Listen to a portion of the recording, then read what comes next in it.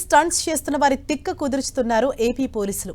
ఇటీవల కర్నూలులోని జాతీయ రహదారిపై ముగ్గురు ఆటో డ్రైవర్స్ స్టంట్స్ చేస్తూ వాహనదారులను భయభ్రాంతులకు గురి చేశారు. నేషనల్ హైవేపై ఆటోలతో స్టంట్స్, జీరో కట్స్ వీడియోలు తీశారు. అనంతరం వాటిని సోషల్ మీడియాలో పోస్ట్ చేశారు. ఇవి కాస్త వైరల్గా మారాయి.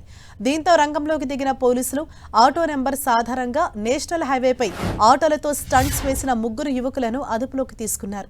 అలాంటి ప్రమాదకర స్టంట్స్ వేయొద్దని, రోడ్లపై వాహనదారులను ఇబ్బందులకు గురి చేయొద్దని పోలీసులు సూచించారు.